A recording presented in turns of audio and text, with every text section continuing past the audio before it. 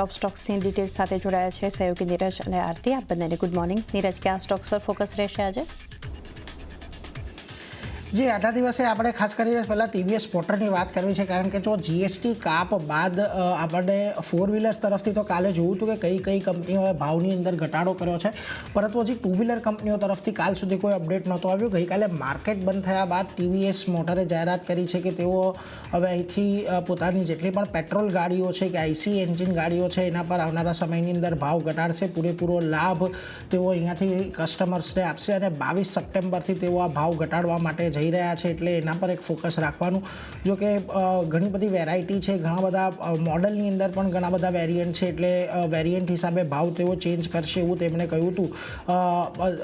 કયા મોડલના કેટલા ભાવ છે તે અંગે તો તેમણે કોઈ હજી સ્પષ્ટતા નથી આપી, પરંતુ એક ચોક્કસથી એમણે કહ્યું છે કે અહીંયાથી આ જે લાભ છે જીએસટી કાપનો એ ગ્રાહકોને આવતો દેખાશે. ટીવીએસ મોટર દ્વારા નિવેદન આપવામાં આવ્યું છે. જો કે બજાજ ઓટો, હીરો મોટો દ્વારા હજી સ્પષ્ટતા કરવામાં નથી આવી. બજાજ ઓટોના મેનેજમેન્ટે કહ્યું હતું કે તેઓ ભાવ ઘટાડો કરશે, પરંતુ હજી સુધી જાહેરાત એમની દ્વારા નથી આવી, એટલે એના પર એક નજર રહેશે. આજના દિવસમાં ટીવીએસ મોટર તમને ફોકસમાં રેખાશે. ગઈકાલે પણ અહીંયા એક સારી એવી તેજી આપણે જોઈ લીધી હતી. આ ઉપરાંત તમારે ખાસ કરીને નજર રાખવાની છે ઇન્ફોસિસની ઉપર. કંપની બોર્ડ બેઠક યોજવાની છે અને બોર્ડ બેઠકમાં શેર બાયબેક પર વિચાર કરવાની છે. હવે તેમણે છેલ્લું બાયબેક હતું 2022ની અંદર કર્યું હતું અને ખાસ કરીને 300 કરોડનું બાયબેક હતું ને 1850 પ્રતિ શેરની પ્રાઇસ હતી, એટલે એને લઈને ખાસ ફોકસમાં રાખવાનું કે હવે અહીંથી આપણને ઇન્ફોસિસ કેટલું બાયબેક કરતું જોવા મળે છે, કારણ કે ઓલરેડી આપણે આ બધા સ્ટોકની અંદર ખાસું એવું એક અંડર પરફોર્મન્સ જોઈ લીધું છે ત્યાર એ લેવલ સર કર્યા બાદ. અને હજી પણ ઇન્ફોસિસને બધા જ આઈટી કાઉન્ટર થોડા અંડર પરફોર્મન્સમાં છે, એટલે ધ્યાન રાખવાનું રહેશે કે અહીંયાથી કઈ રીતે આપણને બાયબેક બનતું જોવા મળે છે. જો કે એક વાત તો ચોક્કસ છે કે આને લીધે થોડી ઘણી ખરીદદારી કદાચ અહીંયાથી આપણને આવતી જોવા મળે, એટલે એના પર એક ફોકસ ખાસ કરીને રાખતા રહીશું.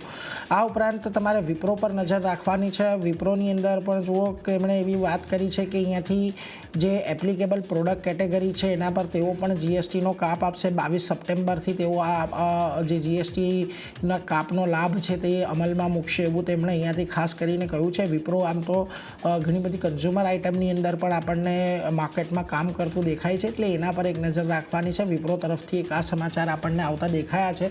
આ ઉપરાંત તેમણે અહીંયાથી ખાસ કરીને કહ્યું છે જે પણ એપ્લિકેશન પ્રોડક્ટ પર કેટેગરી સસ્તી થશે એનો ચોક્કસથી તેઓ અહીંયાથી લાભ આપશે, એટલે એના પર એક ખાસ ફોકસ રાખતા રહીશું.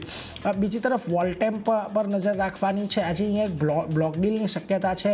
લગભગ અહીંયા તમને $67 મિલિયન એક બ્લોક ડીલ થતી જોવા મળી શકે છે. પ્રમોટર છે કુંજ પટેલ, ડીલ દ્વારા લગભગ 7% જેટલો હિસ્સો અહીંયાથી વેચી શકે છે. 7600ની ફ્લોર પ્રાઇસ છે, એટલે એના પર એક નજર રાખવાની કે અહીંયા આપણને કેવી અસર આવતી જોવા મળે છે. મોટેભાગે પ્રમોટર એક્ઝિટ થતા હોય ત્યારે અહીંયાથી ખાસ કરીને ઘટાડો થોડો ઘણો આવતો હોય છે, એટલે આજના દિવસે વોલ્ટેમ ટ્રાન્સફોર્મર્સ પર અહીંયાથી નજર રાખવાની. એક બ્લોક ડીલ બાદ આજે કેવી એક્શન આવે છે એના પર એક ફોકસ અહીંયાથી ચોક્કસ રાખતા રહીશું.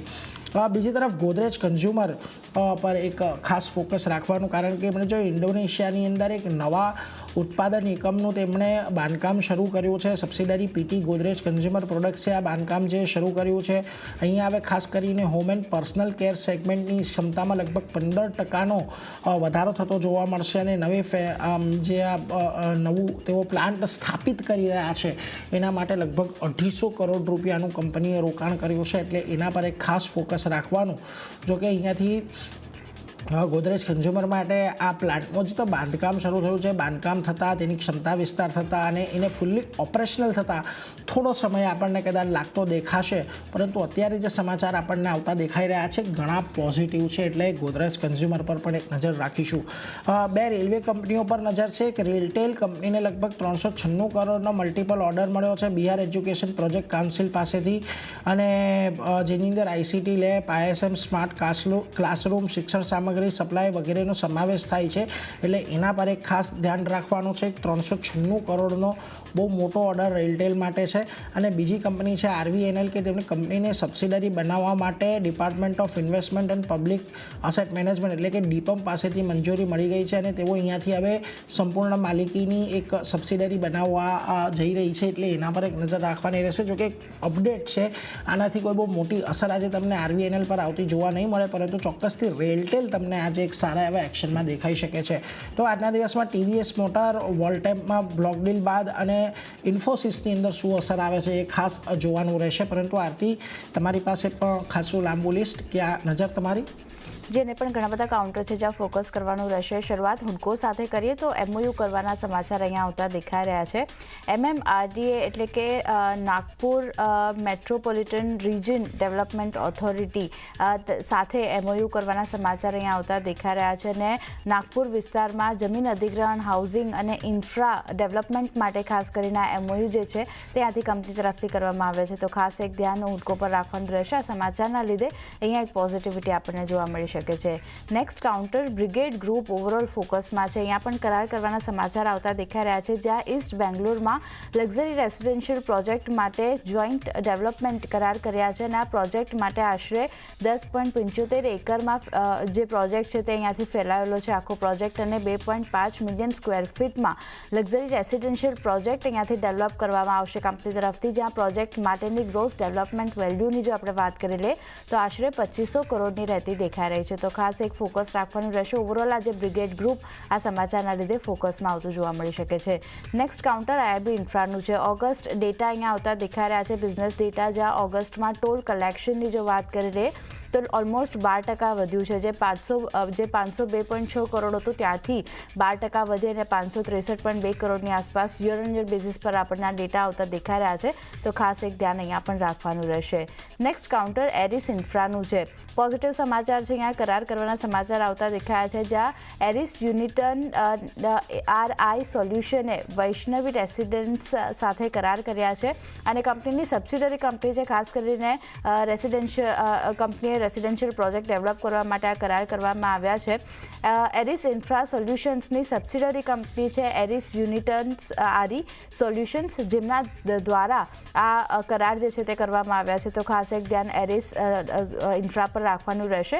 બેંગ્લોર ખાતે જે યેલ્લાહંકા છે એમાં 4 એકરનો વિલા પ્લોટ પ્રોજેક્ટ જે છે તે ખાસ કરીને આર્શ ગ્રીન્સ અહીંયાથી લોન્ચ કરવા માટે આ કરાર કરવામાં આવતા દેખાઈ રહ્યા છે. અને પ્રોજેક્ટ માટે ગ્રોસ ડેવલપમેન્ટ વેલ્યુની જો વાત કરી લઈએ તો આશરે 200 કરોડ રહેતી દેખાઈ રહી છે. તો ખાસ એક એરિસ ઇન્ફ્રા પર પણ નજર રાખવાની રહેશે. નેક્સ્ટ કાઉન્ટરની જો વાત કરી લઈએ તો અહીંયા આર્કાઇડ ડેવલપર્સ નેક્સ્ટ કાઉન્ટર આપણને આવતું દેખાઈ રહ્યું છે, જ્યાં ખાસ કરીને માલવેર ઘટના શોધી કાઢી છે. પસંદીદા IT સિસ્ટમ્સને અસર કરતી માલવેર ઘટના અહીંયાથી શોધી કાઢવામાં આવી છે. અને અસર ઘટાડવા માટે અને સિસ્ટમને સુરક્ષિત કરવા માટે તાત્કાલિક પગલાં અહીંયાથી કંપની તરફથી લેવામાં આવતા દેખાઈ રહ્યા છે. સંબંધિત અધિકારોને પણ અહીંયાથી સૂચિત કરવામાં આવ્યા છે. અને કંપનીએ પરિસ્થિતિ પર નજીકથી નજર રાખવાનું ચાલુ રાખ્યું છે. તો અહીંયા ખાસ કરીને થોડી ઘણી સેન્ટિમેન્ટલ ઇફેક્ટ આપણને આવતી જોવા મળી શકે છે, ધ્યાન રાખવાનું રહેશે. નેક્સ્ટ કાઉન્ટર ફાર્મામાંથી સન ફાર્માનું છે. અહીંયા થોડાક નેગેટિવ સમાચાર છે, કારણ કે કંપનીએ જે વેક્યુરોનિયમ બ્રોમાઇડ હતું ઇન્જેક્શન, એનું ઉત્પાદન બંધ કર્યું છે. એનેસ્થેશિયા માટે આ દવાનો ઉપયોગ થતો હતો, જેના હવે અહીંયાથી ઉત્પાદન બંધ કરવામાં આવ્યું છે કંપની તરફથી. અને US FDA એ ઉત્પાદન સત્તાવાર રીતે બંધ કરવાનું ખાસ કરીને સ્વીકાર્યું પણ છે. દવા બંધ કરવાના કંપની તરફથી કોઈ ચોક્કસ કારણો નથી આપવામાં આવ્યા અત્યાર સુધીમાં, પણ કંપનીએ અન્ય કોઈ ઉત્પાદનને બદલવાની કોઈ યોજના પણ જાહેર નથી કરી. ખાસ કરીને આના નિર્ણયથી નિયમિતપણે ખાસ કરીને દવાનો ઉપયોગ કરતા જે આરોગ્ય સંભાળ જે લોકો છે ખાસ કરીને એને ખાસ કરીને અસર આપણને થતી જોવા મળી શકે છે. વૈકલ્પિક સપ્લાયર્સ શોધવાની અથવા તો અન્ય જે ન્યુરોમસ્ક્યુલર બ્લોકિંગ એજન્ટો છે એના પર ખાસ કરીને વિચાર કરવાની જરૂર પડી શકે છે. તો ખાસ એક ધ્યાન રાખવાનું રહેશે. થોડી ઘણી સેન્ટિમેન્ટલ ઇફેક્ટ સન ફાર્મા પણ આપણને બતાવી શકે છે આ સમાચારના લીધે. નેક્સ્ટ કાઉન્ટર સ્ટ્રાઇડ્સ ફાર્માનું છે. સૈદ્ધાંતિક કરાર કરવાના સમાચાર આવતા દેખાઈ રહ્યા છે, જ્યાં સ્ટ્રાઇડ ફાર્મા ગ્લોબલે કેનોક્સ ફાર્માસ્યુટિકલ સાથે સૈદ્ધાંતિક કરાર કર્યા છે. અને સ્ટ્રાઇડ ફાર્માની સિંગાપોરની સબસિડરી કંપની છે ખાસ કરીને સ્ટ્રાઇડ ફાર્મા ગ્લોબલ, જેમના તરફથી કરાર કરવામાં આવ્યા છે.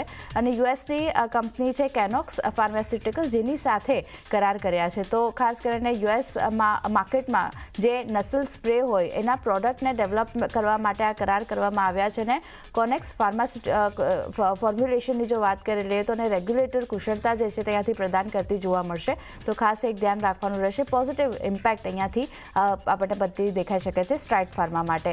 નેક્સ્ટ કાઉન્ટર મોરોપન લેબનું છે.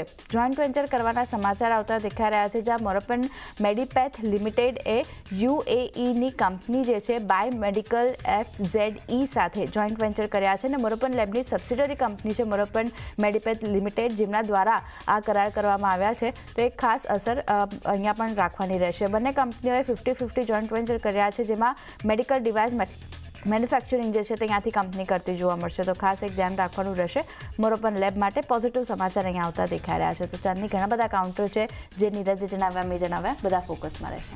જી, આ બધા સ્ટોક્સ